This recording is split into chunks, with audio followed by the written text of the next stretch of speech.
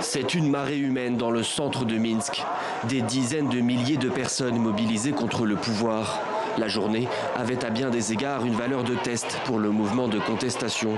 Les Biélorusses ont une nouvelle fois répondu présent. Et ce, malgré les menaces et la répression. Hier soir, la délégation de la CEDEAO a rencontré le président déchu Ibrahim Boubacar Keïta. Objectif affiché, rétablir l'ordre constitutionnel. À la sortie, Goodluck Jonathan se disait optimiste. Oui, nous l'avons vu. Il va très bien.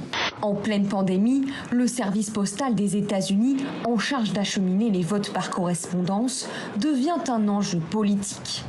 Son dirigeant, Louis DeJoy, proche de Donald Trump, a engagé des réformes pour assainir les comptes déficitaires de la Poste.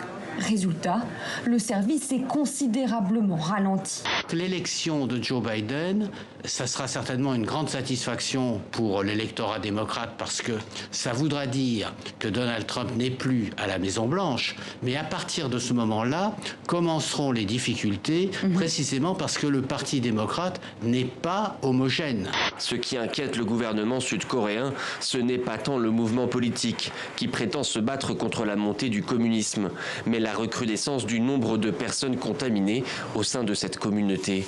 Selon les autorités, plus de 600 fidèles ont été testés positifs. Oui, le PSG a été racheté par le fonds QSI, le fonds qatari.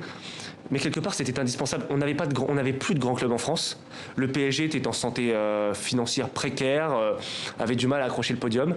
Et là, on a un investisseur étranger qui arrive et qui dit « Je veux faire du PSG la meilleure équipe d'Europe ». L'inquiétude porte sur est-ce que les gens vont continuer à avoir envie de vivre, est-ce qu'ils auront cette disponibilité mentale au moment où on rentre dans une rentrée qui, pour tout le monde, est celle de tous les dangers. On ne sait pas si les enfants iront à l'école, si on aura un travail dans 2 mois.